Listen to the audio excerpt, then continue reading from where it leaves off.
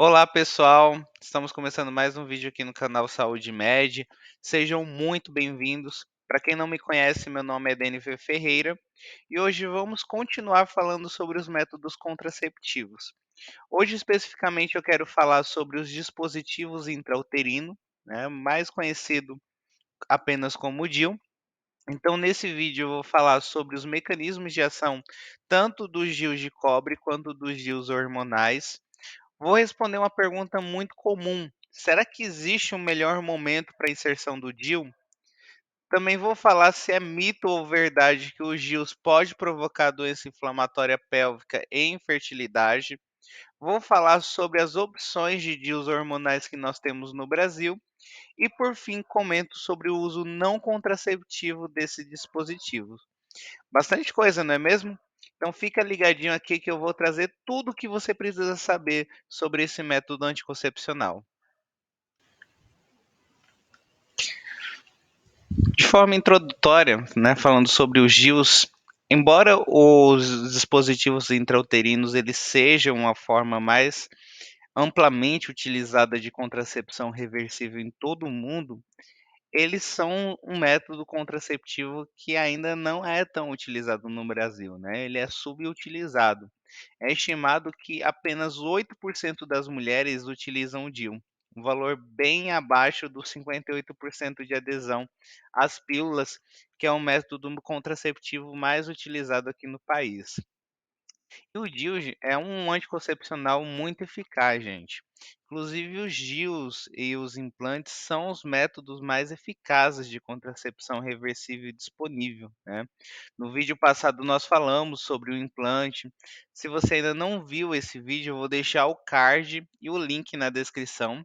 Aliás, se você não é inscrito no canal, já clica no botão de se inscrever, ative o sininho de notificações para você não perder nenhum vídeo do canal. Então, só para vocês terem uma ideia da eficácia do DIU, ele é em torno de 20 vezes mais eficaz do que o método hormonal com pílulas, adesivos e anéis. Além disso, o DIU é um método que, no geral, tem alta aceitabilidade pela usuária, além de ter poucas contraindicações. Falando um pouco sobre os mecanismos de ações, gente, existem alguns DIUs atualmente disponíveis no Brasil, como por exemplo o DIU de cobre. Um dos mais conhecidos é o Andalam e os DIUs hormonais à base de progesterona, né? A gente tem o Mirena, que é um dos mais conhecidos. Também nós temos no mercado brasileiro o Cailina, que também é a base de uma progesterona, né?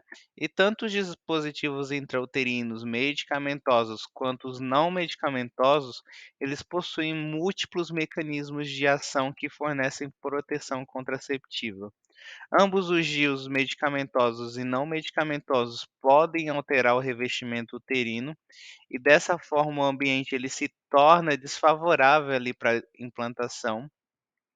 Nos íons de cobre, especificamente, a liberação ali dos íons de cobre também altera o fluido na cavidade uterina e dessa forma prejudica a viabilidade do esperma. Consequentemente, isso inibe a fertilização, né?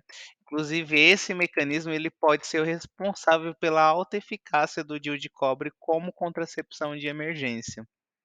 Também existem relatos de que o DIU de cobre pode provocar ruptura cabeça-cauda do esperma, né? Os DIUs também podem alterar a motilidade e a integridade dos espermatozoides, e aí especificamente os DIUs medicamentosos, né, os DIUs hormonais, eles podem interferir na motilidade dos espermatozoides devido ali ao espessamento do muco cervical. Um ponto muito importante de ressaltar é que os DIUs, eles não estão associados à doença inflamatória pélvica e, portanto, associações históricas que tanto o público leigo, inclusive que alguns médicos mantêm entre o DIU e a doença inflamatória pélvica ou a infertilidade tubária, gente, é mito, tá? Essas afirmações elas não são verdadeiras, ou seja, o profissional ele não deve desestimular o uso do DIU com esse tipo de preocupação. Então, se você tinha essa preocupação e agora eu te tranquilizei, acho que esse vídeo merece um like. E aí falando sobre o melhor momento para inserção, será que existe mesmo o melhor momento para inserção? Primeiramente, antes de mais nada, tá, gente? É uma informação que o próprio fabricante eh, especifica isso, né? O DIU ele pode ser inserido em qualquer ponto do ciclo menstrual, tá? Desde que o médico ele tenha certeza de que a paciente ela não está grávida, tá? O DIU ele pode ser inserido imediatamente após o parto, após o aborto ou como uma inserção de intervalo. O que que é essa inserção de intervalo? Uma inserção de intervalo é definida como a inserção em mulheres que não estão nem no pós-parto, nem no pós-aborto, ou uma inserção em mulheres 6 semanas após o parto, tá? Tradicionalmente, os médicos aprenderam que o melhor momento ali para a inserção do DIU era durante a menstruação ou imediatamente após a menstruação. Mas limitar a inserção a esses pontos no tempo, a gente acaba criando uma barreira ali para o uso desse método, tá. Mas será que realmente existe, a gente tem dados falando sobre o melhor momento para a inserção do DIU? Até tem, tá, gente. Os dados atuais que nós temos, eles sugerem que a inserção do DIU seja realizada entre os dias 12 a 17 do ciclo menstrual. Quando é inserido nesse período, eh, os resultados nos mostraram que existe uma maior taxa de continuação do DIU, tá. Já as inserções após o dia 17 do ciclo menstrual resultaram em remoção mais frequente do DIU devido à dor, sangramento ou até mesmo gravidez acidental. Falando um pouco sobre os DIUs hormonais, né, quero começar falando sobre o mais conhecido, que é o DIU Mirena, tá. O Mirena, ele é um método anticoncepcional que inicialmente ele libera 20 microgramas de levonorgestrel por dia, né. O Mirena nada mais é, gente, do que um cilindro de polímero montado em uma estrutura em forma de T, contendo 52 miligramas de levonorgestrel. E ele é coberto por uma membrana ali que controla a taxa de liberação de hormônio, tá. O Mirena ele é aprovado pela Anvisa para ser mantido por 5 anos, né, porém temos estudos, inclusive grandes estudos que demonstraram eficácia, com o DIU sendo mantido, ali inserido por 7 anos, tá. Mas por enquanto a gente segue o que é aprovado hoje, né, pela Anvisa, ou seja, após 5 anos o DIU ele deve ser removido. A taxa de falha desse medicamento é muito baixa, né, por isso que a gente falou que é um dos métodos mais eficazes, ela gira em torno ali de 0,16 falhas a cada 100 mulheres por ano, tá. Seus mecanismos de ação incluem a produção de um endométrio atrófico inativo, distúrbios ovulatórios e espessamento do muco cervical. Inclusive, a ovulação ela pode ser inibida em cerca de 20% das mulheres. Mas lembrando que essa não é o principal mecanismo de ação do medicamento, tá? Também o número médio de dias de sangramento e o spotting, né, que também é conhecido como sangramento de escape, é inicialmente aumentado, isso pode realmente acontecer, mas tanto o volume do fluxo menstrual quanto de dias de sangramento, eles são reduzidos ao longo do tempo, né.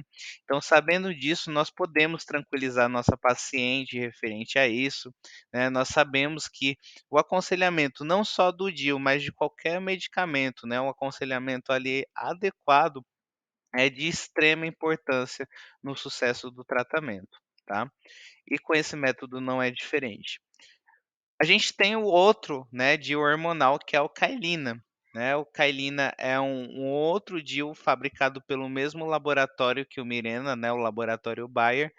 Ele inicialmente libera 17,5 microgramas de levonorgestrel por dia durante o primeiro ano, né, através ali de um reservatório de 17,5 miligramas montado em uma estrutura menor, né, do que o Mirena, mas assim como o Mirena, ele é montado em forma de T também. O Cailina, ele é aprovado ali pela Anvisa para ser mantido por 5 anos, e esse já não tem estudos de uso prolongado como acontece lá no Mirena. Falando um pouquinho sobre, o uso não contraceptivo, né, dos DIUs hormonais, surge uma dúvida que é bastante comum. Por que existe 2 DIUs com a mesma substância, fabricado pelo mesmo laboratório, e os 2 têm efeito anticoncepcional por 5 anos? O motivo está exatamente no uso não contraceptivo, né, desses métodos, né. Então existe diferença entre um e outro sim, tá.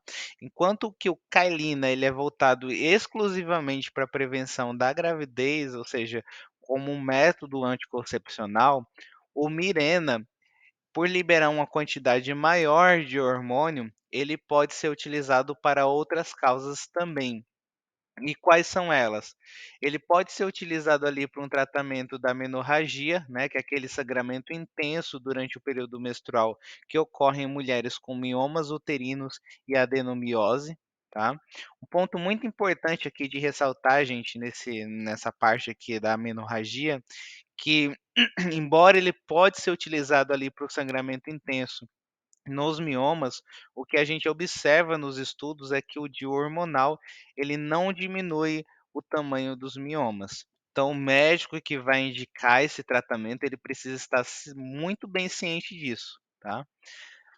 Ele pode ser utilizado também, o Mirena, para o tratamento da dor em mulheres com endometriose, tá?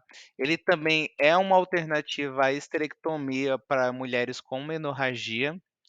Ele pode ser utilizado ali na prevenção da hiperplasia endometrial em mulheres na menopausa, usando a terapia de estrogênio, e também ele pode ser utilizado para prevenção da proliferação endometrial e pólipos em sobreviventes de câncer de mama que estão usando o medicamento tamoxifeno. E com isso nós finalizamos esse vídeo. Na semana que vem vamos continuar falando sobre os métodos contraceptivos, mais especificamente falando sobre as progestinas injetáveis de depósito. Então, se você gostou, deixe o seu like. Lembrando vocês que temos outros vídeos disponíveis no canal que estão organizados ali em playlist para que você possa acessar com mais facilidade os conteúdos. E se tiver alguma dúvida, pode deixar nos comentários que, na medida do possível, estarei respondendo. Então até semana que vem, pessoal. Um grande abraço a todos e até mais. Tchau, tchau.